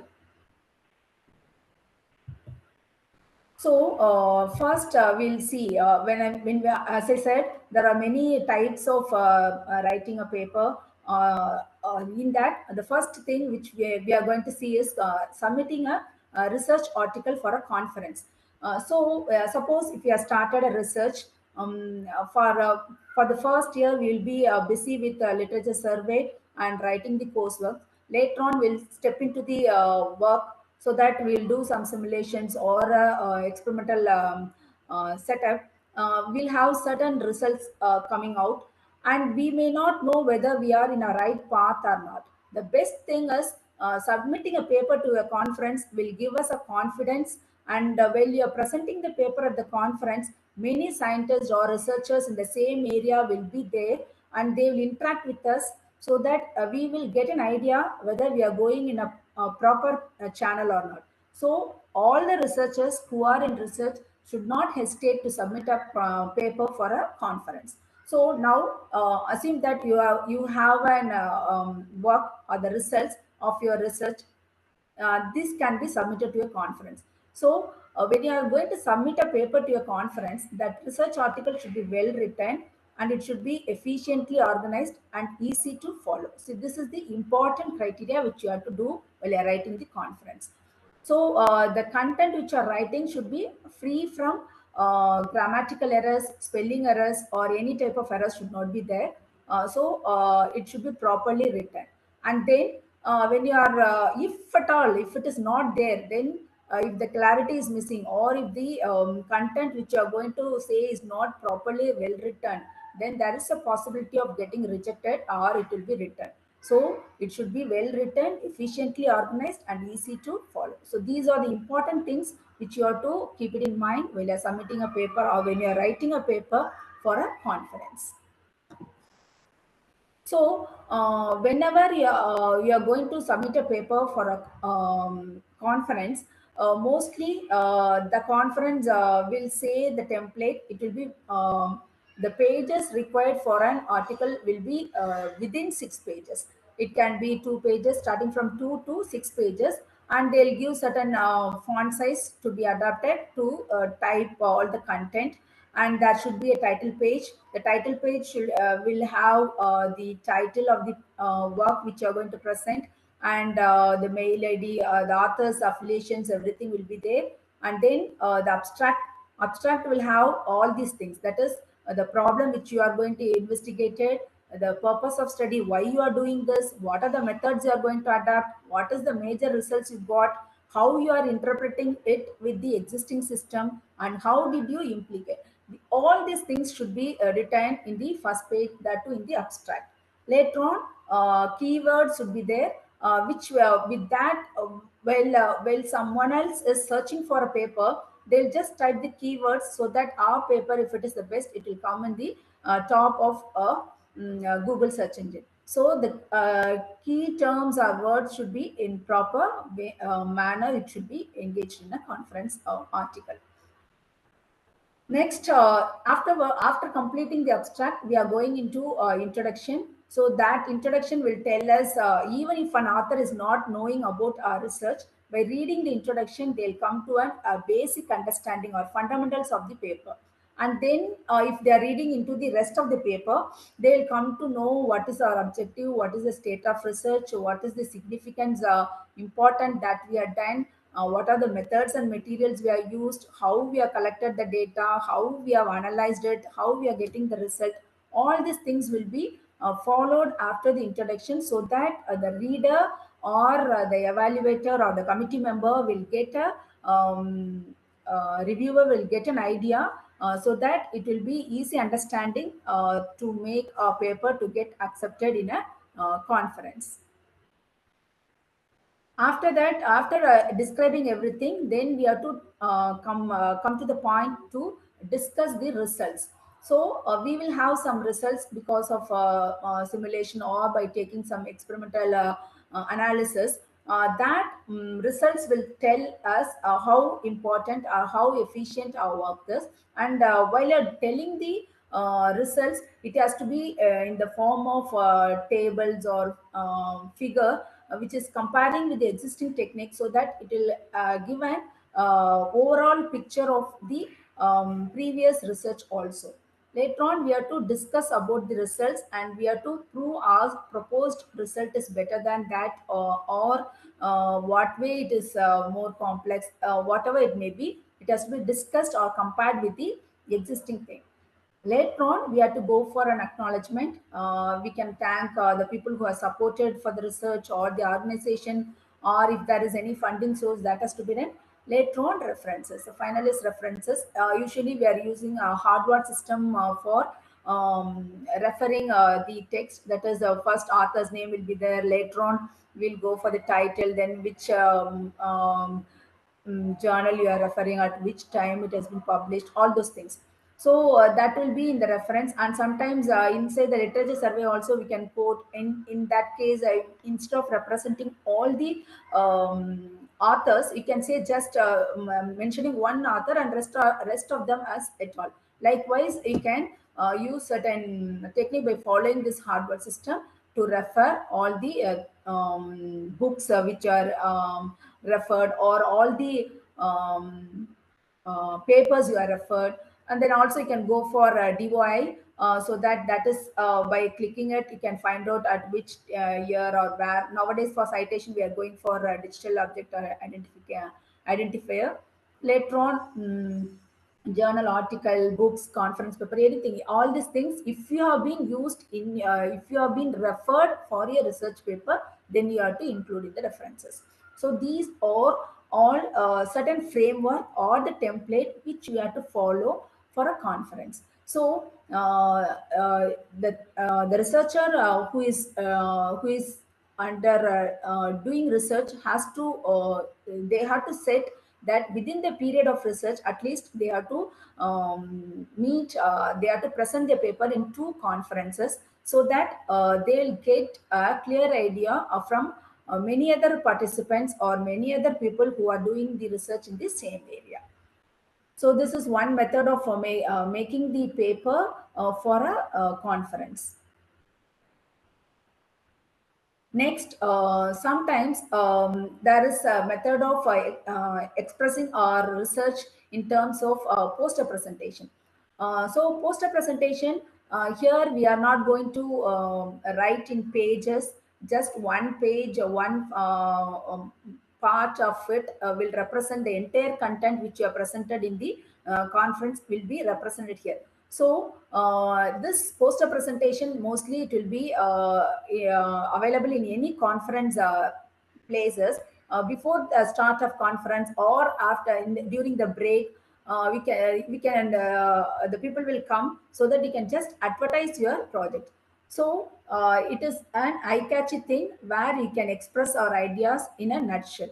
So here we can use both text and graphics to make our research information more interesting and possible way of making the people to understand. And so when you are doing a poster presentation, if only the interested people will come to see what we have written, so you can have a one-on-one interaction with the people who are interested in your particular area of research. So this will be a mutual benefit between the presenter and the people who is coming to interact with you also will get benefited. So usually the poster presentation in India, we are going for 2 hours. So where the interested visitors will come and they will interact with the researchers who are presenting the poster. So to have a good poster, it should be the content should be clearly printed and it should be portable. So properly it should be ordered. Nowadays, a soft copy of posters also allowed in all the conferences, and the posters should be very simple. At the same time, it should be elaborate. So you should be very focused in writing the poster, and the each block of poster should be in serially connected or linked to each other, so that it will be like a story for readers to understand. Even if you are not available, by looking into the poster content, the reader can understand the information which we are going to convey is reaching the particular targeted reader.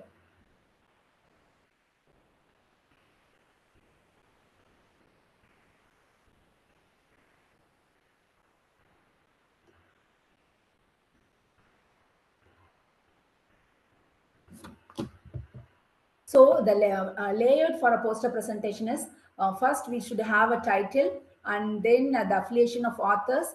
We should have an abstract methodology and how you are summarizing it with the table, and what is the result or the conclusion, what are the graphs to support our findings, and summary and conclusion.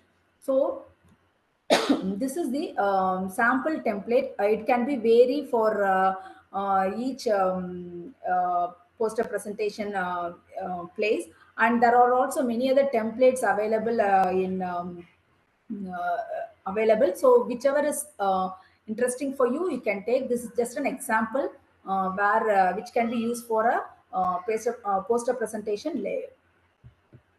So for a good poster presentation, we should have text in a brief and simple figures, and we should have the content in the poster should be clear in such a way that even if you're standing 6 feet apart, it should be readable. So based on the place, we are to make the posters. Usually horizontal posters will be used for fitting the boards. And these are all the general guidelines which we can follow for making a poster. But sometimes in poster, we do have limitation that Though we have a lot of content, everything cannot be explicit in a poster.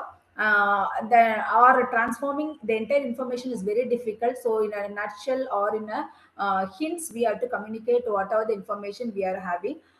We have to express it. At the same time, this poster presentation is a little bit expensive because we have to print it and we have to make it fixed. All those things will take a huge amount from us. Uh, um, this is the limitation of poster presentation. Otherwise, it's used to convey our research methods in a brief manner. We can explicit us. It's like an advertising our research work. Next, coming to journal. So the more than 6 pages or from up to 6, you can go for a journal. The difference between the conference and journal is, so when we are doing the research, we will have many objectives. The initial stage in one particular objective, the initial parameters which we have analyzed can be used for conferences. The entire completion of one particular objective can be given to a journal, so that it will be like A to Z of a particular objective of a research. So rest all is same as that of conference: the title page, the affiliations, abstract, introduction, then content flow, graphical representation, table, summary. All these things are same as that of conference. And finally, results and discussions, conclusions, references. This will be, the content will be same as that of conference. But now we are, when you're submitting a paper to a journal, we have to know, we cannot just like that, we cannot submit to all the journals which is available. We have to see the potential publications, and we have to see whether it is related to our field of study or not, and then we have to submit our paper. So before submitting a paper, you can also ask your learned friends, or those are completed already research, or those are doing particular research in your area. You can ask them to which journal you can submit it. And then nowadays, journal finders is also available in the each journal website. That also you can use for finding out whether a particular paper suits which journal, and whether this even in the journal homepage you can see that whether our paper is with the title itself. We can find a title, abstract, and keywords will tell us whether particular paper suits for the required journal or not. Everything can be done with the help of journal finder. So for that, you have to write the paper grammar error free, rich content, and you have to submit it. If you have any doubt, you can just ask your colleagues or the supervisor to revise your paper, and then you can submit, keep track, and then the papers can be get published in journal. Next is book chapters. So we started with preliminary work, advertising our work, and then it is coming to journal. The collection of objectives can be combined together, or one or two objectives can be combined together to form a book chapters. So that will give, when you're submitting a paper for a book chapter, we should concentrate on the publisher and the targeted reader, and whether that particular chapter belongs to your area or not. So for that, you have to write it. The papers, the pages which you have to use for book chapters will be greater than 15 to 20 to 25 maximum we can go. So for that, the template is, we have to start with introduction, literature review, materials and method, results, discussion, conclusion, and recommendations. So these are all the essential parts which you have to use for the book chapters. Next is writing a content for book. So relevant chapters can combine together to form a book. So if you are written more number of chapters collectively, you can group them to form a book. It can be from 100 to 200 pages. The organization of the content is very important. There is a difference between a book and a thesis.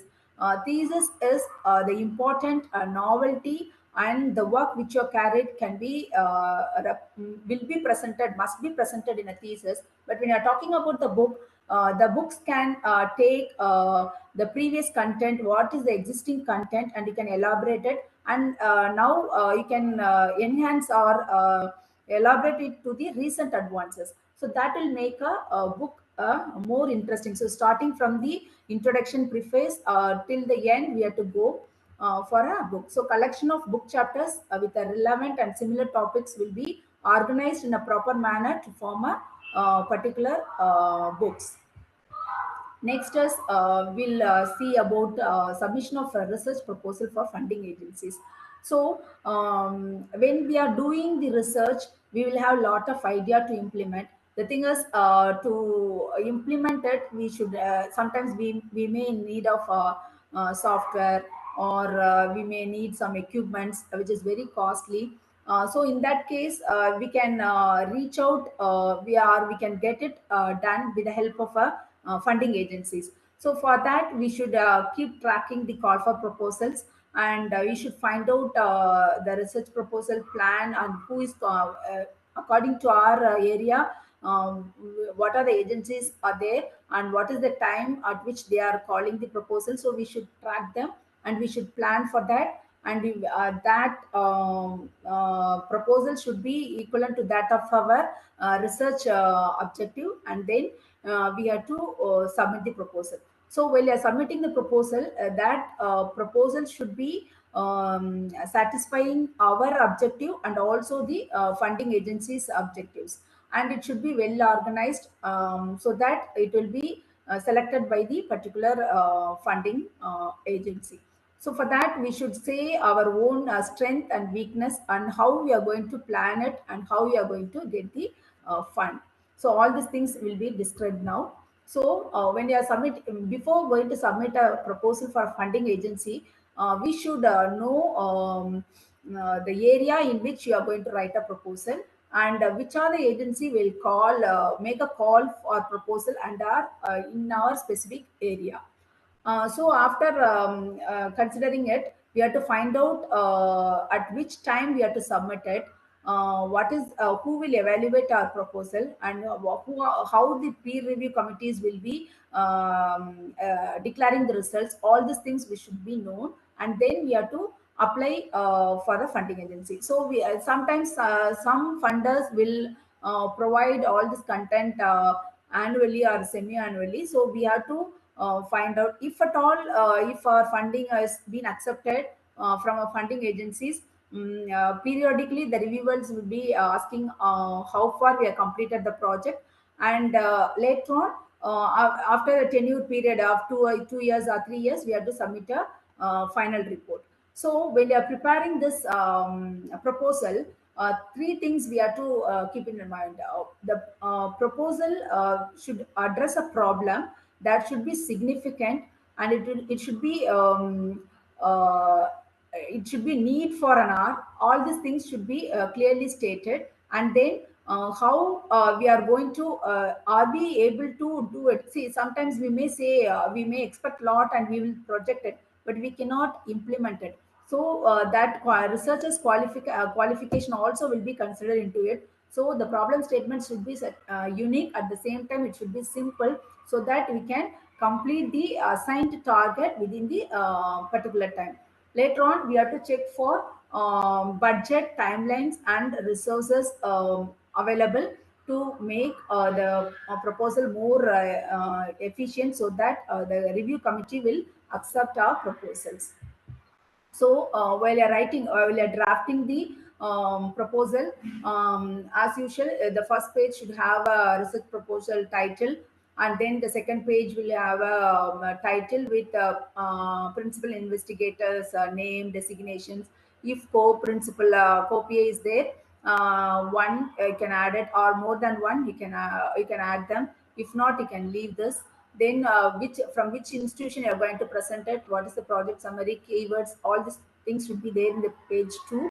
Then from 3 to 10 you can give the technical details. So how you are going to do this project, how you are going to analyze it, the literature review. When you're talking about the literature survey, it can be divided into 3 parts. One is what is the recent trend in that particular proposal, and then what is how it has been progressed in international level and in our national thing. So we have to compare, and then we have to justify our approach.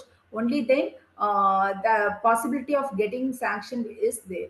So when we are going to project our proposal, it should be simple. At the same time, it should be the need or most wanted problem statement of the R should be considered, and accordingly you have to start writing the proposal funding.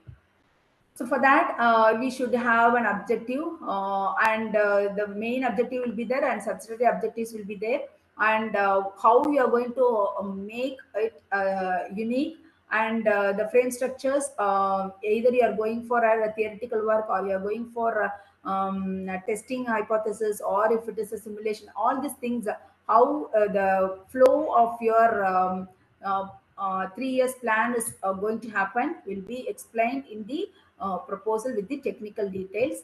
And then how you after describing your methodology, you have to say how you are going to implement it.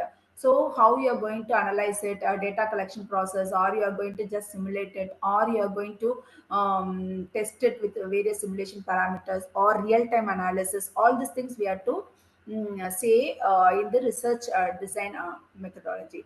And then how you are going to test or study, and how you are going to project our result, and that particular result, how it will be solving the important problem which we have stated.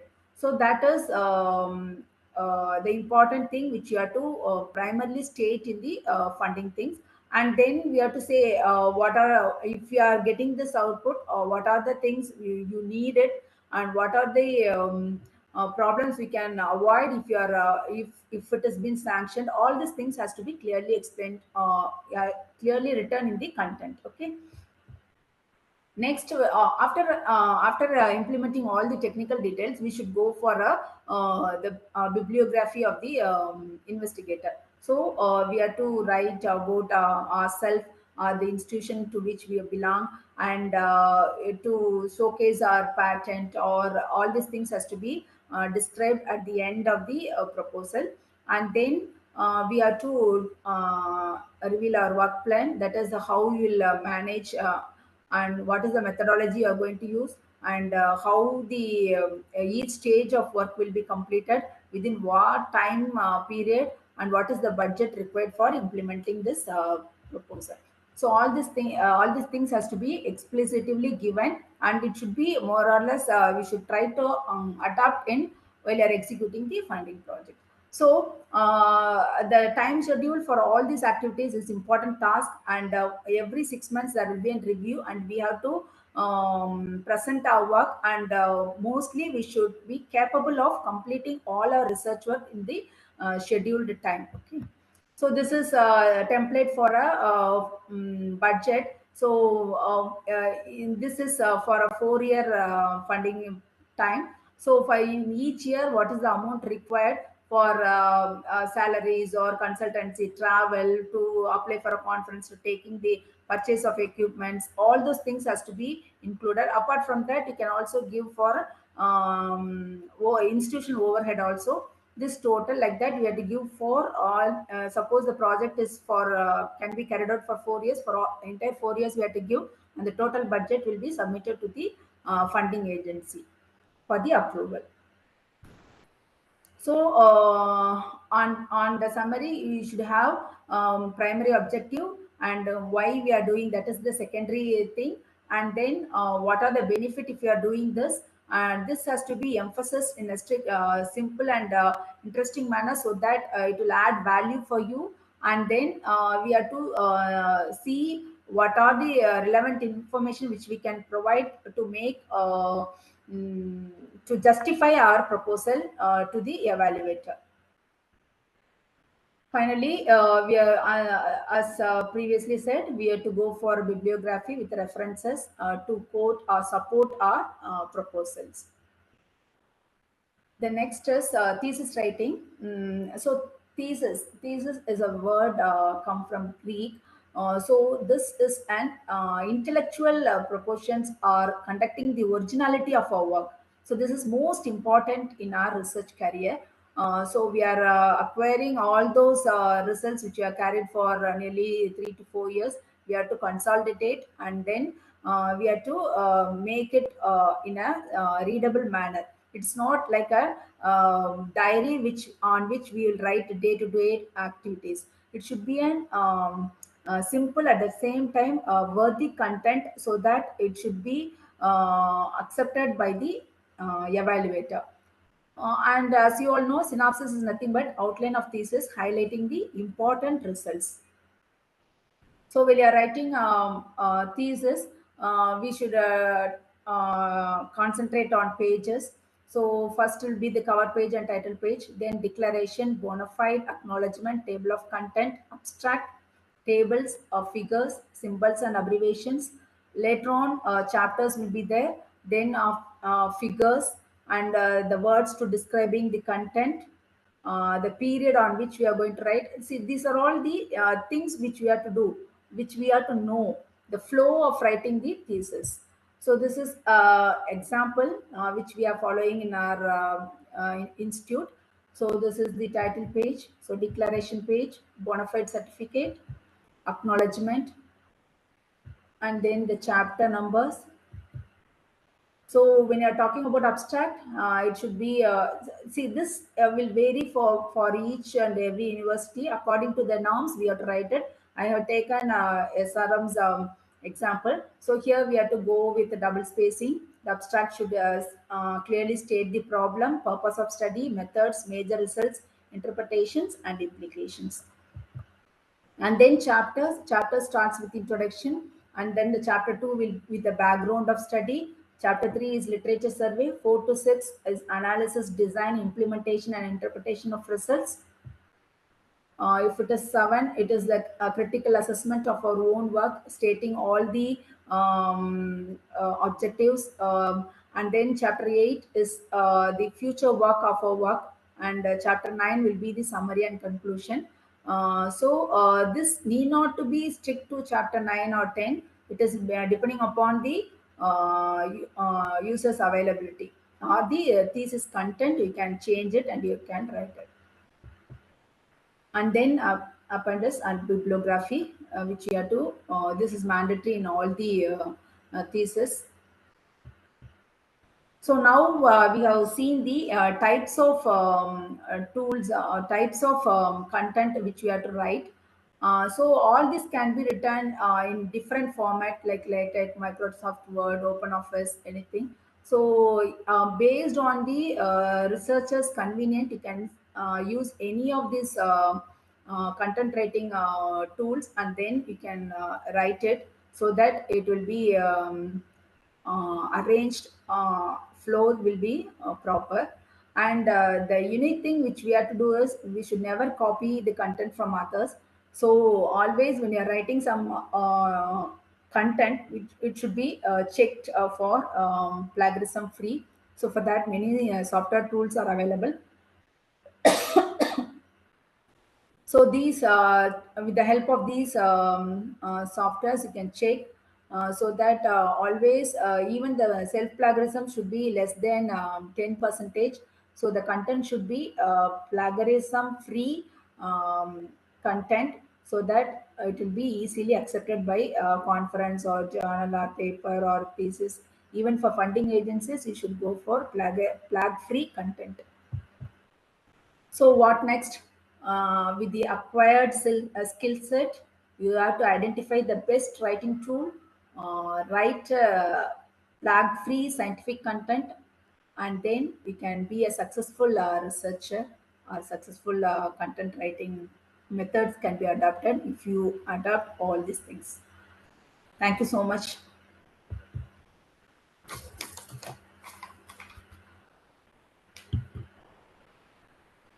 Thank you, Professor Manimehalai, Thank you. for the wonderful presentation.